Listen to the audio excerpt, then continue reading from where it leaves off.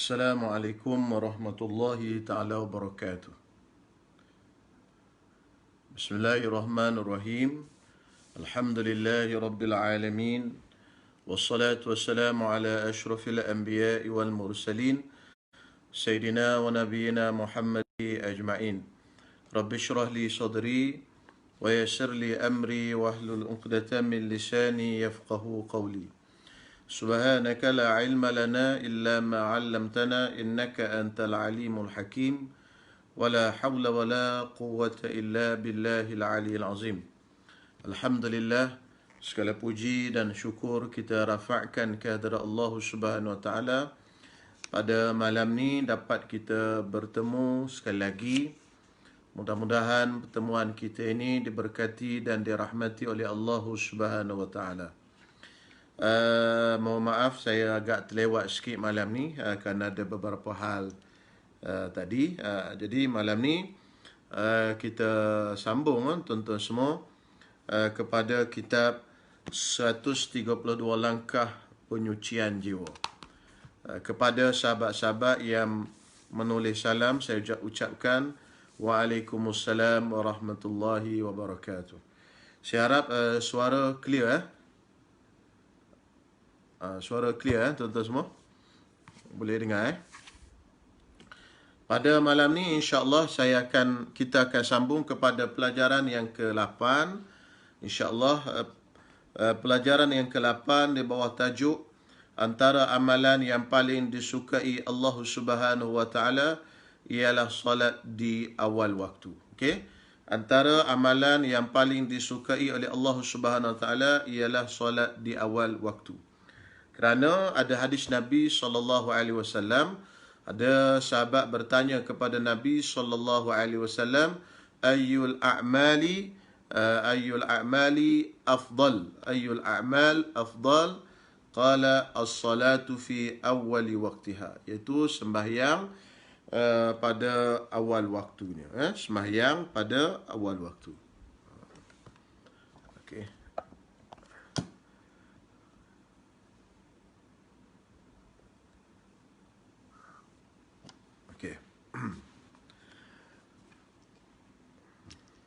Mic tak ada pula.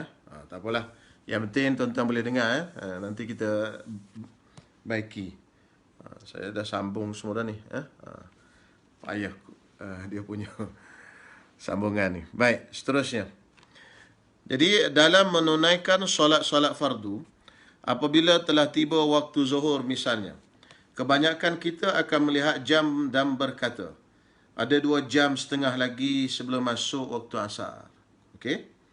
Lalu dia menunda-nunda solat tersebut dan terus membuat kerja dan urusannya. Tatkala dia melihat waktu solat tinggal sedikit, barulah dia bersegera mengambil wuduk lalu bersolat. Demikian juga keadaannya ketika solat-solat fardu yang lain. Macam itulah yang dia buat dengan solat-solat fardu yang lain.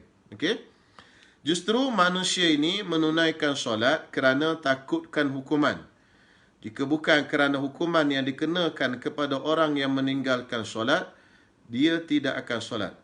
Adapun orang yang menunggu masuk waktu solat. Ini tadi dia cerita tuan-tuan semua pada kita, satu golongan yang suka melewat-lewatkan semayang. Jadi kalau dah semayang tu, kalau dah masuk zuhur katalah 1:30, jadi dia berkira-kira, lambat lagi asar. Ada lagi 3 jam lagi. 1:30, 2:30, 3:30, 4:30. Ada 3 jam lagi untuk asar. Jadi itu yang dikiranya. Dikiranya lambat lagi masuk waktu asar. Kemudian bila dah masuk 2:30, ada 2 jam lagi nak masuk asar. Lambat lagi.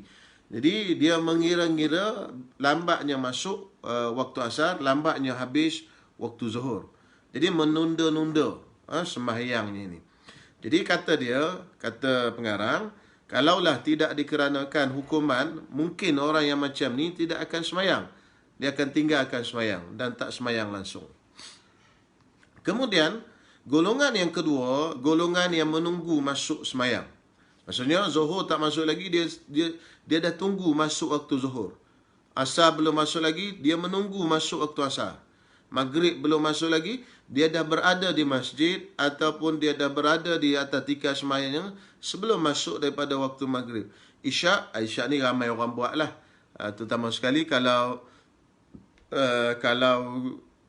contohnya lah, kalau kita kuliah maghrib di masjid, insya-Allah kita tunggu sampai ke isyak. Subuh, mana kita bangun sebelum daripada subuh lagi dan menunggu-nunggu masuk waktu subuh. Jadi sebaiknya dalam hidup kita ni, kita menunggu masuk waktu semayang. Subuh, kita bangun sebelum daripada subuh. Sebagaimana yang saya sebut pada kuliah yang sebelum-sebelum ini, dalam kitab Hidayatus Salikin telah disebutkan, langkah pertama sekali kita nak menjadi orang salik, orang yang berjaya di dalam perjalanan kita ni, menyucikan jiwa kita ni, langkah pertama sekali kita kena bangun sebelum daripada masuk ataupun sebelum daripada azan subuh. Maksudnya kita dah bangun. Tak kisahlah setengah jam ke 20 minit ke, kita dah bangun sebelum daripada subuh. Maksudnya kita dah tunggu masuk waktu subuh. Jadi kalau masuk waktu subuh tadi, kita dah siap, dah ready dah untuk semayang waktu subuh. Itulah sepatutnya. Ataupun kita bangun lebih awal lagi, kita semayang dulu sunat 2-3 rakaat ataupun banyak lagi bagus. Kemudian masuk subuh tu kita dah ready. Jangan, kalau boleh lah, seboleh-bolehnya, kalau kita nak masuk di jalan orang yang berjaya ni, orang-orang yang soleh ni, jangan kita bangun dalam keadaan subuh tu dah masuk. Kalau macam ni agak susah sikit lah. Susah sikit. Walaupun saya sendiri pun kadang-kadang, ialah, kita cerita ni cerita. Sebab tu saya sebut, ini cerita. Belum tentu lagi saya buat semua benda ni. Jadi, ada pun orang yang menunggu masuk waktu solat, apabila dilaungkan azan untuk solat zuhur, dia akan meninggalkan semua perkara dan bergerak untuk solat. Apakah yang mendorongnya melakukan tindakan ini? Pendorong tersebut ialah cinta dan kerinduannya untuk berdiri di hadapan Allah Subhanahu wa ta'ala. Inilah sifat seorang hamba. Sebagaimana Sayyidina Sa'id bin Al-Musayyib, Sayyidul Tabi'in. Sayyidina Sa'id bin Al-Musayyib. Sa'id Al-Musayyib, antara gelaran dia adalah Sayyidul Tabi'in, penghulu bagi tabi'in. Jadi apa Sa'id bin Musayyib ni? Dia kata selama 40 tahun diazankan sembahyang dalam Masjid Nabawi, tidak diazankan azan dalam Masjid Nabawi, melainkan aku telah berada di dalam masjid. Dan selama 40 tahun tidak pernah aku sembahyang melihat kepala orang. Maksudnya tidak pernah sembahyang duduk di saf kedua atau saf ketiga atau saf keempat. Jadi 40 tahun azan dah ada dalam Masjid Nabawi. Maksudnya dia dah bersedia untuk sembahyang. 40 tahun tak pernah sembahyang melainkan melihat kepala orang. Maknanya sembahyang di saf yang pertama. Allah, tuan-tuan semua. Jadi mereka ni contoh dalam ilmu pun hebat, dalam amalan pun hebat. Bukan sekadar hebat dalam ilmu saja, tetapi amalannya tak tahu ke mana. Jadi orang-orang yang alim ni, orang-orang alim dulu ni, mereka hebat belaka. Hebat dalam ilmu, hebat dalam amalan. Imam Syafi'i bagi malam kepada 3. 1/3 untuk mutala'ah, 1/3 untuk tidur, dan 1/3 lagi untuk semayang malam. Imam Syafi'i. Jadi, siapa Imam Syafi'i? Imam mazhab. Ilmu pun banyak, amalnya banyak. Jadi inilah yang kita rasa agak malu sikit lah berbanding dengan orang-orang dahulu. Kita mungkin hari ni ilmu banyak, tapi amalnya kurang. Jadi saya masih ingat lagi, Allah yarham guru saya di kampung dulu, guru yang mengajar kitab Jawi saya dulu. Dia kata orang kampung-kampung ni kitab ada 2 je.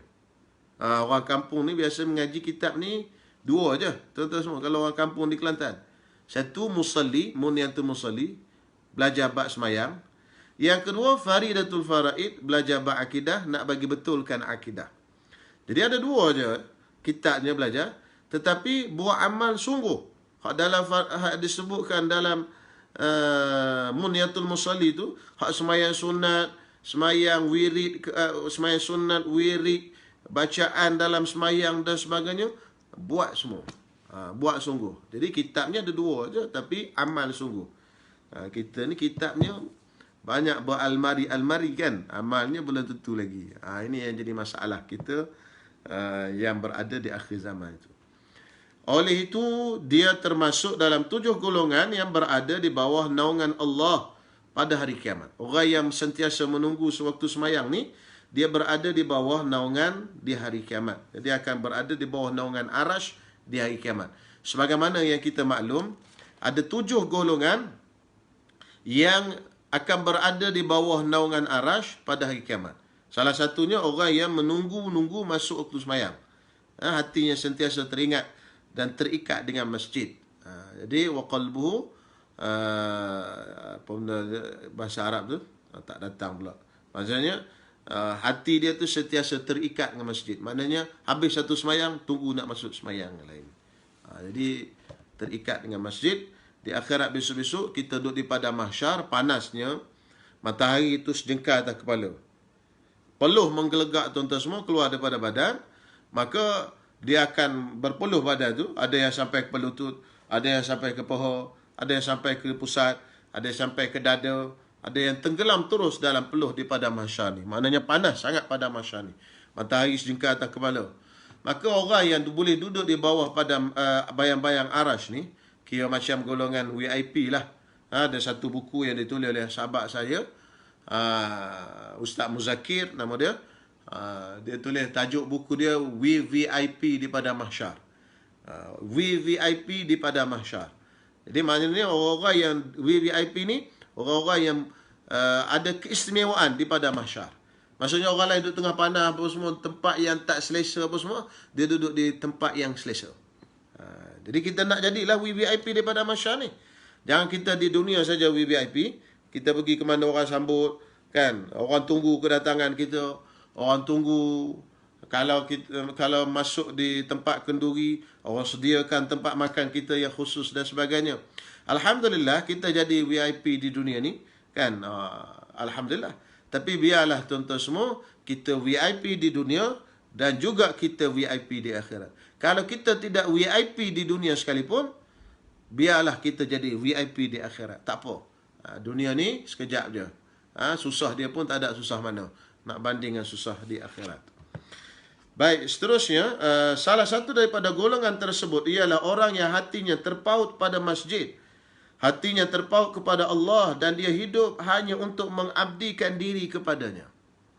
Manakala orang yang menunggu sehingga waktu hampir habis, baru hendak menunaikan solat, sebenarnya ialah orang yang bersolat hanya untuk membebaskan diri daripada solatnya. Jadi orang yang macam ni tunggu dekat-dekat Nabi baru semayang. Orang macam ni seolah-olah dia nak bebaskan diri dia. Aku dah selamat. Alhamdulillah selamat. Macam tu je. Bukannya dia semayang tu kerana dia rindu dan cintakan Allah Subhanahu Wa Taala. Kalau orang yang semayang kerana rindu dan cintakan Allah Subhanahu Wa Taala, masuk je waktu dia rindu kepada Allah Taala, dia terus semayang. Jadi yang lewat-lewatkan semayang ni maknanya ini biasanya orang yang jenis nak melepaskan diri. Jadi saya pernah terdengar terlihat di Facebook petikan daripada kalam ataupun perkataan Habib Ali Zainal Abidin, kalau tak silap saya. Dia kata ramai orang memikirkan untuk menyelesaikan sembahyangnya. Lebih kurang macam itulah. Tetapi tidak ramai memikirkan apakah yang dia dapat daripada sembahyangnya. Jadi kita fikir nak selesaikan sembahyang kita. Tapi kita tak fikir apa yang kita dapat daripada sembahyang kita. Itu yang kena kita fikir. Sembahyang aku ni, dia boleh buat apa kat aku? Okay? Jadi sebab itu tuan-tuan semua, kita jangan lewatkan sembahyang. Walaupun dalam hukum fiqah, sembahyang ni selagi mana dalam waktu dia, kalau zuhur, dalam waktu zuhur, sebelum masuk asar, tidak ada dosa, tak ada masalah. Itu dari sudut fiqah. Dari sudut fiqah, selagi mana kita sembahyang dalam waktu. Kalau zuhur, selagi mana belum masuk asar. Kalau asar, selagi mana belum masuk maghrib. Kalau maghrib, selagi mana belum masuk isyak. Kalau isyak, selagi mana belum masuk subuh. Kalau subuh, selagi mana belum terbit matahari. Semua ini tidak ada masalah. Tidak berdosa dari sudut hukum fiqah. Jadi fiqah ni nak menentukan dosa tetap dosa. Jadi tak berdosa. Sebab apa? Sebab kita solat tu masih di dalam waktu yang dibenarkan oleh syarak. Dan juga kita belajar dalam fiqh, ada beberapa perkara, beberapa keadaan yang disunatkan untuk kita lewatkan sembahyang. Jadi dalam kitab fiqh, contoh dalam kitab Bughyatul Mustarsyidin, disebutkan ada 27 tempat disunatkan kita lewatkan sembahyang. Ada keadaannya. Kita pernah sebut dalam kuliah yang sebelum ini, dalam kitab Safinatun Najah, disebutkan ada 27 tempat disunatkan kita untuk lewatkan sembahyang. Ini kes-kes yang terkecuali. Jadi maknanya tuan-tuan, pada asasnya melewatkan sembahyang ini tak baguslah. Pada asasnya sembahyang di awal waktu, itulah yang terbaik. Tetapi kita ambil hukum ni letak ke atas diri kita. Aku ni kenapa sembahyang lewat? Aku ni dah apa jadi? Tak reti ke nak sembahyang awal? Kita kutuk diri kita. Tetapi selagi mana kita tengok orang tu sembahyang dalam waktunya, sembahyang dalam waktunya, walaupun dia lewat ke sebagainya, kita jangan kutuk. Kita kata, engkau ni sembahyang ni apa? Zuhur dah sembahyang dah pukul 4 ni. Zuhur habis pukul 4.40. 4.30 kot lebih kurang. Kan sekarang asal kan? 4.40 gitu kan? Jadi pukul 4 masih dalam waktu zuhur. Kita pergi kutuk dia. Dan kita pergi maki dia, dan kita pergi hina dia, itu salah. Sebab apa? Sebab dia bukan buat dosa pun. Tetapi yang kita belajar malam ni bukan nak cerita pasal dosa. Kita nak cerita pasal penyucian jiwa. Macam mana kita nak sucikan jiwa kita, jangan terpengaruh dengan hasutan syaitan, hasutan nafsu dan sebagainya sehingga melewat-lewatkan sembahyang. Tapi selagi mana orang tadi sembahyang dalam waktunya, tak keluar daripada waktunya, dia tidak dikira sebagai dosa. Lewat macam mana pun tak berdosa. Itu fiqh. Jadi kita kena faham dalam bab ni. Melihat orang sembahyang lewat, tapi masih dalam waktunya, jangan kita marah, jangan kita herdik, jangan kita hina dia. Tetapi, kalau kita sendiri sentiasa melewatkan sembahyang, inilah yang kita perlu herdik diri kita, marah diri kita. Pasal apa aku ni lewat sembahyang ni? Kenapa aku ni bila minta dengan Allah Ta'ala nak cepat, tapi bila Allah Ta'ala suruh sembahyang lambat-lambat? Itu kena persoalan. Persoalkan diri kita. Itu macam tu sepatutnya. Ada perbezaan besar antara sabdaan Rasulullah SAW, rehatkan kami dengan solat wahai Bilal, dengan realiti seorang kita yang tindak tanduknya menyatakan, rehatkanlah kami daripada melakukannya. Jadi Nabi SAW menyebutkan kepada Bilal, arihna bisalah ya Bilal, rehatkan kita dengan semayang wahai Bilal. Maksudnya bila masuk dalam semayang, seolah-olah dapat kerehatan daripada segala masalah, daripada segala perkara, kesusahan, pening, kan, masalah, musibah dan sebagainya. Bila masuk semayang tu, seolah-olah semua tu dah berehat, terlerai daripada kita. Ada perbezaan daripada berehat dengan semayang dengan berehat daripada semayang. Seolah-olah kita ni seolah-olah nak berehat daripada semayang. Maksudnya nak berhenti daripada semayang dan nak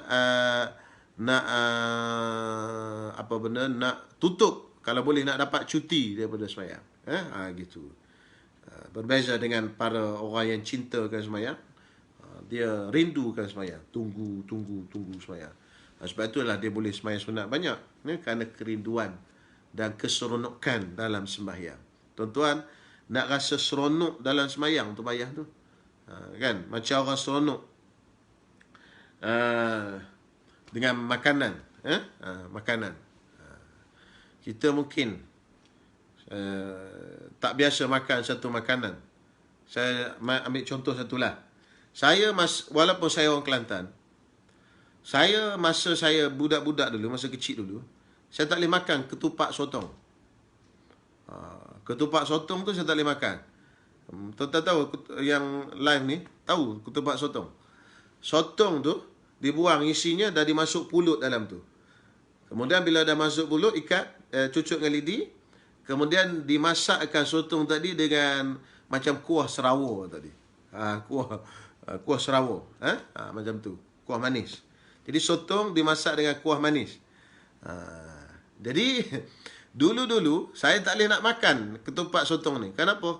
Kerana macam mana sotong ni, benda yang sotong yang biasanya kita masak dengan masin, kan, dengan masakan masin, apa benda dengan goreng dengan sebagainya, tapi dimasak dengan orang kata dimasak dengan benda manis, kuahnya manis, tak boleh makan. Tapi bila dah dewasa ni, orang duk sebut ketupat sotong glamour, saya try makan, seronok pula. Try makan seronok. Jadi saya sekarang ni sampai mencari-cari ketupat sotong. Dalam bulan Ramadan itu mencari-cari juga ketupat sotong. Rasa nak makan. Alhamdulillah lah, dapatlah 2 kali, jumpalah ketupat sotong.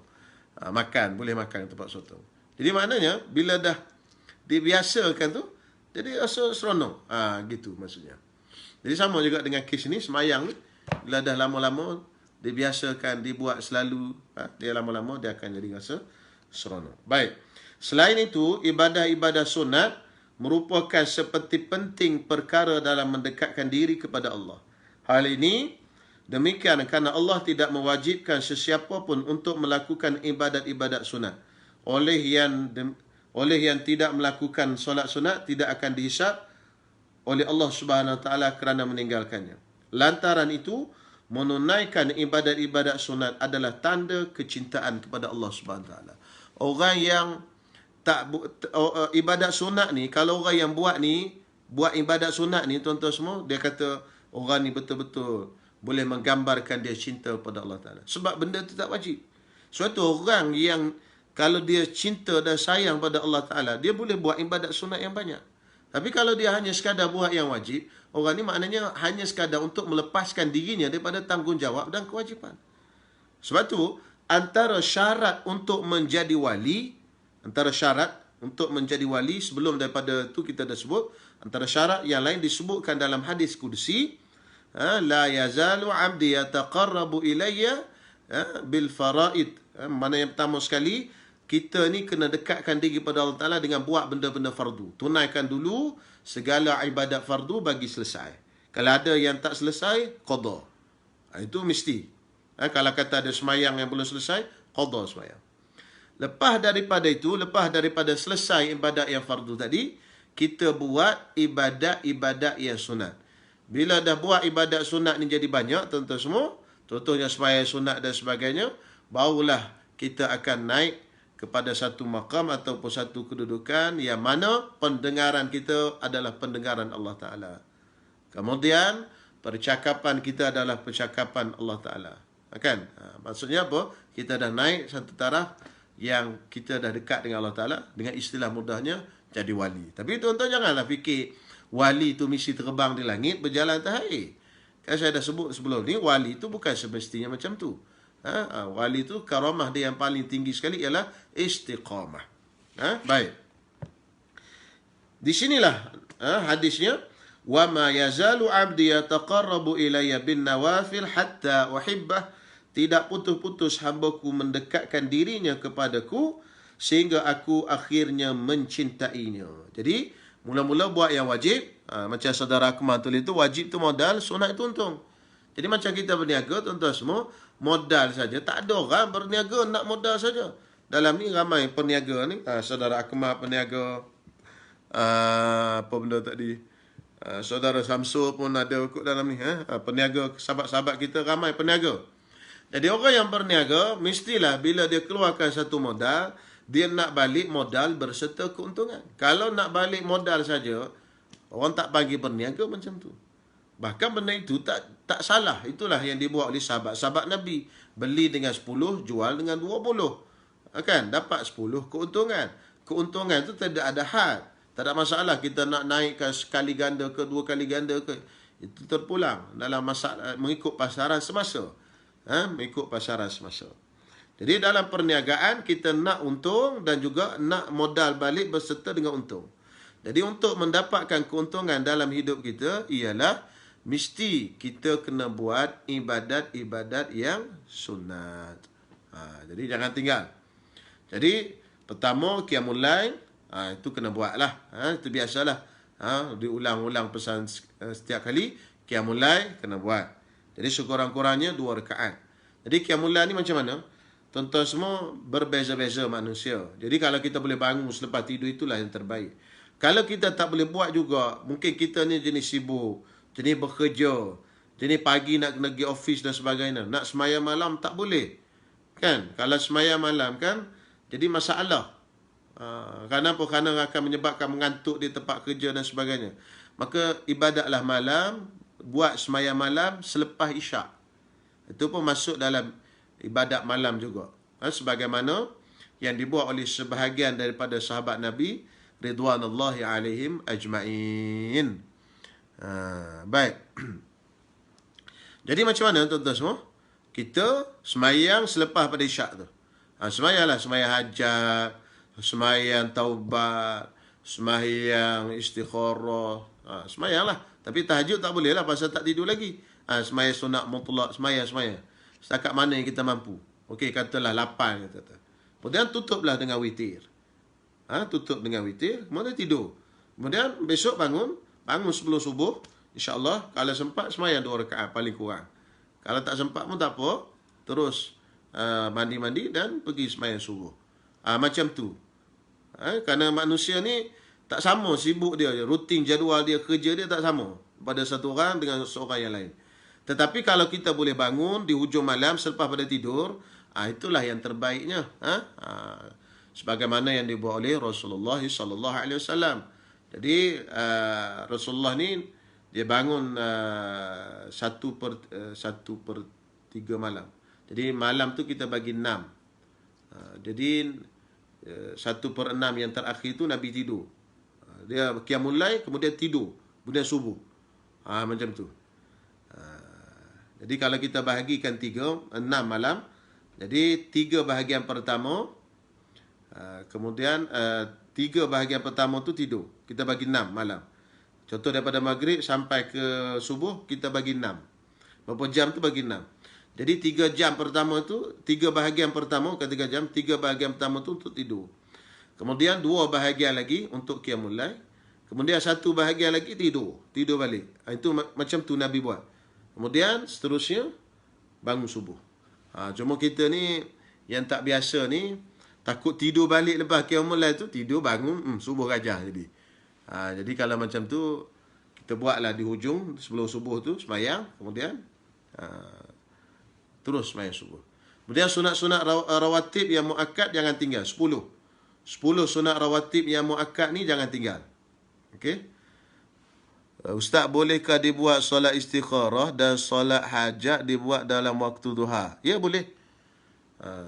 Boleh kita buat solat hajat, solat istikharah dalam waktu duha, boleh. Sebab apa? Sebab solat hajat, solat istikharah dia tidak ada waktu khusus. Yang penting jangan dalam waktu haram je. Jadi waktu haram kita dah belajar dalam kitab fiqh dulu, ada 5 saja waktu haram, iaitu selepas pada subuh sampai naik matahari. Kemudian daripada naik matahari sampai naik segala, ketika matahari tegak atas kepala, ketika matahari terbenam, dan juga selepas daripada kita sembahyang asar. Jadi yang tu 5 waktu tadi itu haram. Selain pada 5 waktu ini tidak ada waktu haram bagi solat hajat dan juga solat istikharah. Jadi boleh buat, tak ada masalah.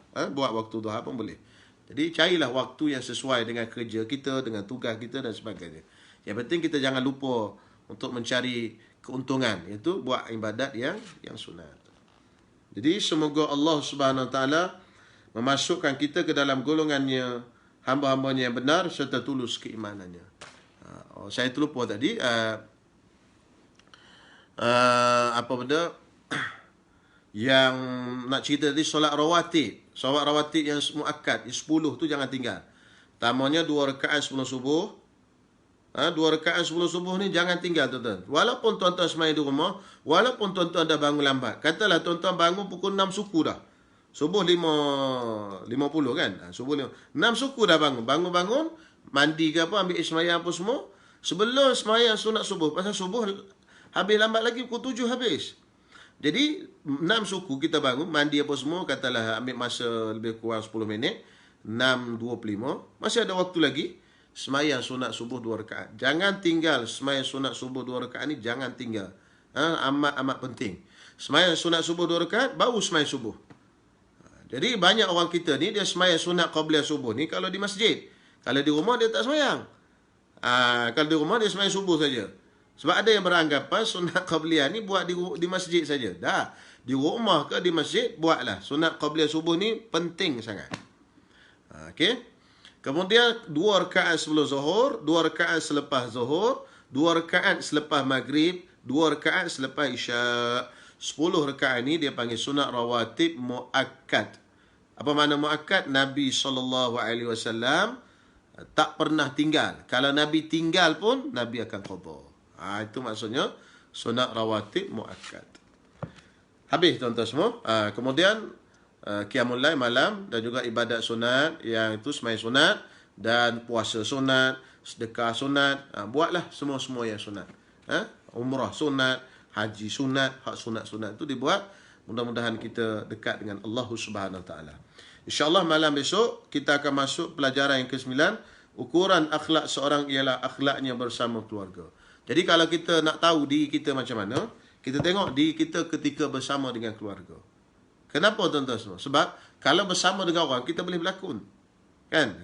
Kita boleh tunjuk kat dia macam mana. Tapi manusia bila dia balik ke rumah, dia akan jadi dia punya asal dia. Dia pun jadi real dia. Real dia macam mana? Jadi macam mana dia melayan keluarga dia, macam mana dia bercakap dengan keluarga dia, itulah dia yang sebenarnya. Jadi kalau kita nak tahu kita yang sebenarnya macam mana, kadang-kadang kita ditipu oleh syaitan. Kita tak sedar, pasal dah lama tertipu tak sedar. Akhirnya kita tak perasan kita dah tipu syaitan. Kita keluar di luar rumah, kita berjumpa orang senyum, elok, bersalam, kan, bergurau dan sebagainya. Tapi di rumah kita lain. Jadi terbalik 100%, kan? Dah jadi tukar bersaling kulit di rumah. Jadi sebab itu kata Syekh Muhammad Syed Ramadan Al-Buti, antara tanda kita nak tahu diri kita yang sebenar macam mana, ialah kita lihat ketika kita berada di rumah. InsyaAllah benda itu akan kita bahaskan di kuliah malam besok, insyaAllah. Okey. Daripada Puan Maimunah Mak Husin, salam Ustaz, boleh terang sikit 27 solat sunat dilambatkan. Banyaklah tuan-tuan semua.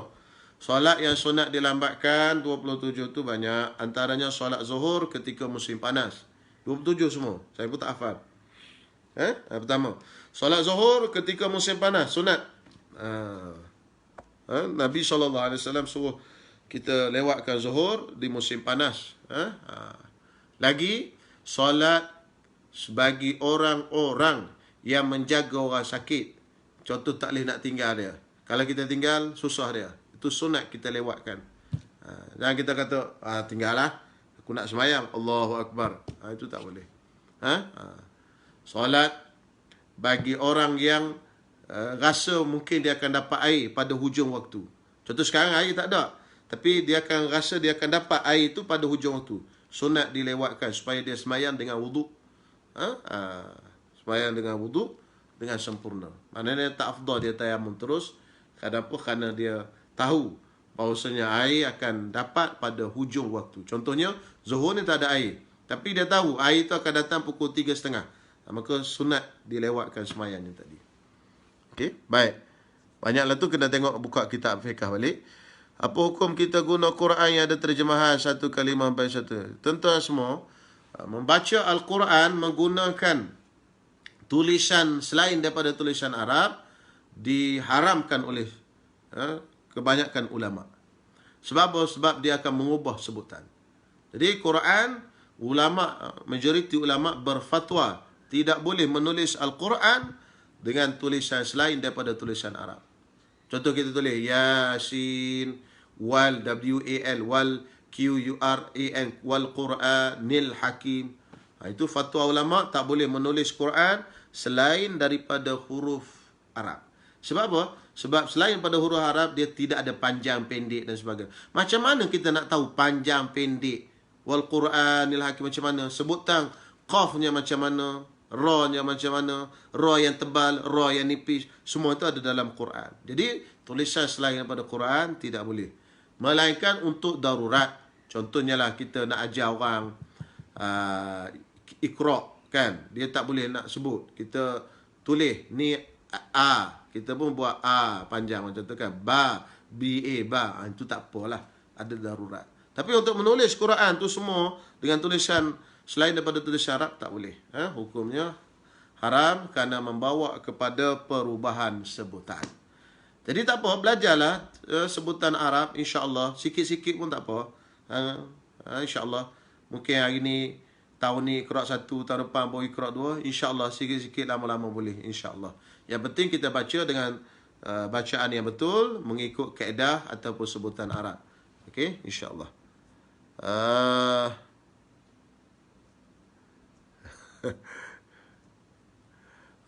Okey, ni yang dikomen oleh saudara Ali Nazri, lewatkan solat sebab tunggu untuk berjemaah. Itu salah satu daripada 27 juga.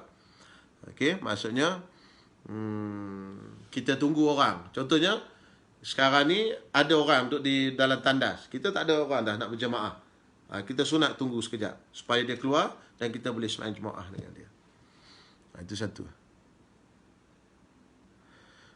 Baca Quran dalam handphone pun tak boleh ke Ustaz? Baca Quran dalam handphone tak ada masalah. Yang penting tulisan itu adalah tulisan Arab. Yang baca dengan tulisan Rumi itu tak boleh. Sebab dia akan merubah maknanya.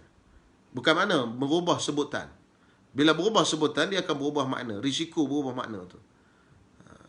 Sebab itu ulama menghukumkan haram menulis Quran dengan selain daripada tulisan Arab.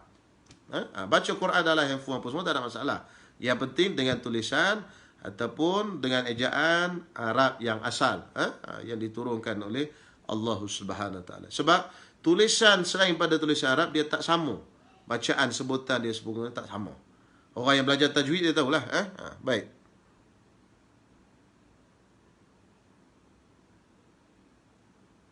Adakah maksud solat awal waktu itu juga bermakna tidak tinggal takbir dengan imam? Abang Fahmi. Jadi tidak tinggal takbir dengan imam tu itu dapat fadilat yang lain. Itu fadilat lagi besar. Awal waktu ni dalam waktu fadilat. Maksudnya kalau kita belajar dalam kitab fiqh, masuk waktu semayang, kita ambil wudu, bersuci, tutup aurat dan sebagainya, semayang sunat qabliyah sikit, kemudian semayang. Dalam sekitar waktu itu dipanggil dalam waktu fadilat. Itu dipanggil awal waktu. Awal waktu. Okay. Yang dapat takbir dengan tu imam itu fadilat yang lain. Siapa yang mendapat takbir bersama dengan imam, Allahu Akbar bersama dengan imam selama 40 hari. 40 hari semayang tak tinggal semua, semayang 5 waktu 40 hari berturut-turut. 40 hari berturut-turut. InsyaAllah boleh dapat dalam PKP ni kalau kita jaga betul-betul, insyaAllah.